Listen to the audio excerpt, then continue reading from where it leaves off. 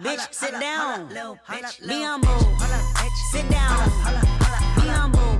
Alright, y'all, so me and my dog was watching Paw Patrol this morning, and then something had slid across my desk. Child, Monique then went on The View, and now the Boycott to Netflix promotional tour continues. Even if you want to choose to continue to do interviews, which I am completely against, because you have already dug a deep enough grave for yourself.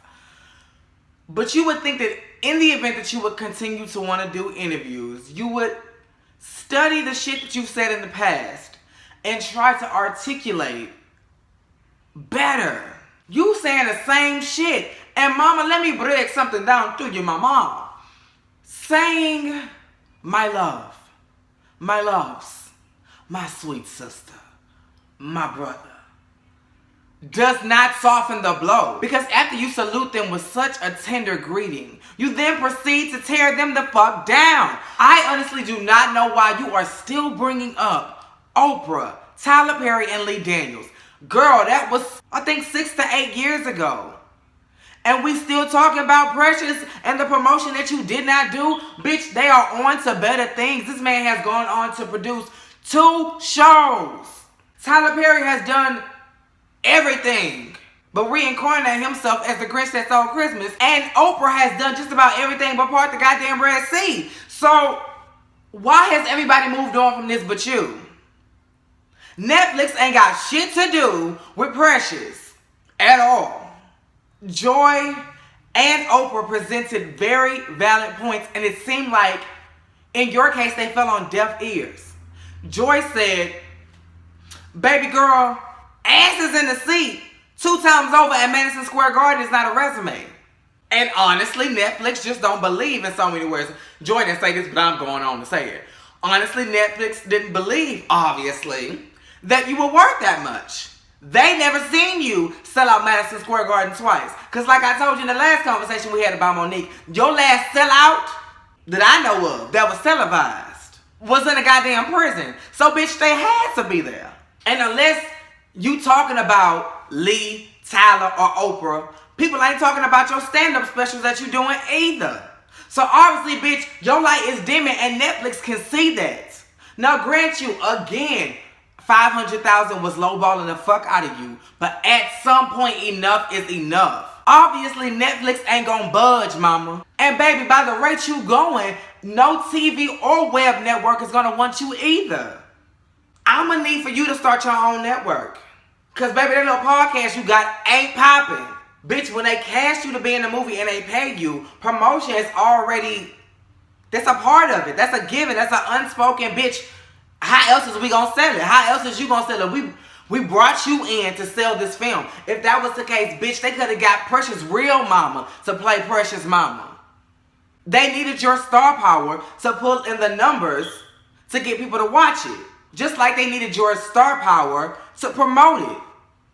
Now, grant you probably was spending time with your family and didn't want to go to Cannes. But at the end of the day, bitch, you had a job to do.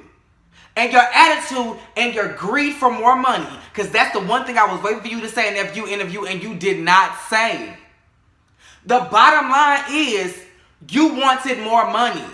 Your thing was, bitch, I already did you a favor for doing a motherfucking movie for $50,000. And if you want me to go all the way to Cannes and promote it, then you need to fucking pay me. And Lee was like, bitch, if I could pay you more, I would have paid you more than 50 to begin with. I ain't got it. They didn't put it in the budget. But bitch, I need you to do me a favor. And little do you know, bitch, you could have been Carlotta, you could have been Cookie, you could have been all that. But everything happens for a reason. Queen needed her damn position, and Taraji needed hers. So boom, kaboom, and your ass is left shellacking podcast episode with your pimple of a husband. He just irks my nerves. I understand a manager can be assertive, because bitch, Sonya Norwood did not play about Ray J or Brandy or any other goddamn client that she goddamn had, but you goddamn see she didn't hold him back from any goddamn opportunities. This man is being a bitch. You fucking him, I'm sure. Monique, I'm gonna need you to stop, okay? You got on The View saying because of the shit that happened with the 3 of those people who I'm tired of talking about already, that your career and your finances and your livelihood has been tarnished and has been threatened and you've suffered. So you said it right there, bitch, you losing money because you being difficult. How you gonna go on this tirade of tearing all these big names down in the name of, I'm not difficult, I just want what I deserve? There's a way to go about handling every motherfucking thing, mama. Everything. How is it that Amy Schumer was able to go in and negotiate, but you wasn't? Bitch, I don't give a fuck if Amy Schumer sell out Madison Square Garden every day in the month of February. You've been in the business 20 plus years. They called you a legend.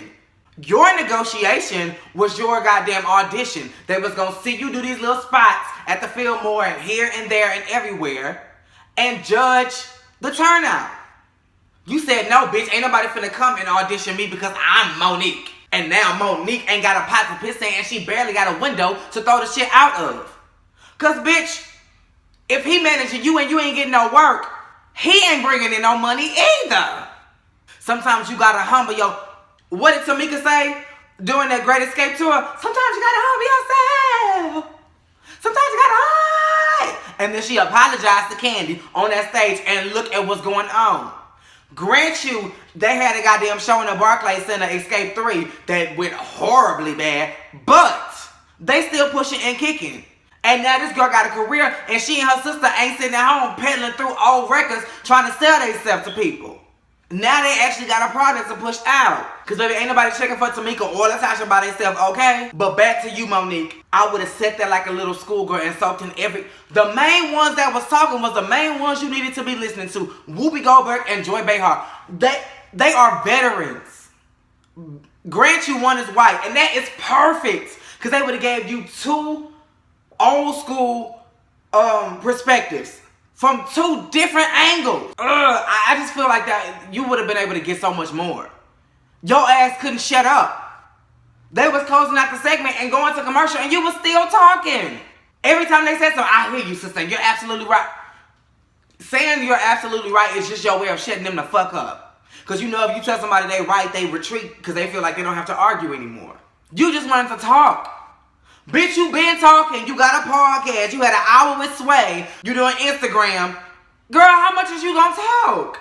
That could have been a good Iyanla Fix My Life-esque interview and could have potentially started the journey to rebuilding your motherfucking career. But instead, you took the Kaya road and put your foot in your mouth yet again. I don't know what to say to you, girl. Cheers. This is for your career. And what kills me, bitch, is you be throwing out people's personal names. I think that's what takes it too far for me. You don't vaguely blanket the situation and just cover your part and just tell your side. You throw people's personal names in there because I feel like you have a personal vendetta. You throwing out people's names connected to Netflix that we don't even know. Nothing good is going to come from this if you continue on this route. You see what happened to Janet Hubert. You see what happened to her. And every other person who chooses to speak out against people in positions of power. Your career is over. Carrie Hilson is still scratching and surviving, trying to get back into music's good graces after she shaded the fuck out of the queen. In every entity, movies, music, television, theater. Bitch, I don't give a fuck if you tap dancing. If you talk about the head bitch in charge, you're done. And Iyanla can't fix your life because, bitch, that's on own. And Oprah ain't having it. She ain't having it. Ain't no other Iyanlas out there. Don't nobody else got no show. But you can go, oh, shit. I was going to say you can go to John Gray's show and try to get him to fix your life. But, bitch, that's on own, too. So she got the inspirational shit sewn up. You can't fix your life one way or another. You might as well come down here to Houston, get you a little piece of Joel Osteen, girl, so you can kickstart your life and try to go on and start anew. I don't know. Y'all hop in the comments and tell me if there's any way y'all see her salvaging her career. Because at this point, it's a wrap for you, mama. It's like, oh, and I know this from experience, mama. God keeps giving you chances, and you fuck up every single one of them. I just hope that you eventually take on the mentality that I did. I started to see the pattern of what the fuck was going on in my life, and I was just like, wait a minute. And at that moment, I started to reevaluate and analyze my life and then go over things that have happened. And I started to recognize where I messed up. You need to sit down with somebody other than fucking Sydney and evaluate the shit. If you gotta sit down with homeboy that be teaching you how to dance, somebody needs to reel you in, mama. Somebody. And get your ass the fuck together or you ain't gonna have a leg to stand on. Your ass is gonna end up in accounts payable. The infamous Monique doing payroll. Come on. And I don't know if the people gonna trust you to even do that because you gotta help your ass about money. So girl, do not be working at the county library, bitch. Really get yourself together.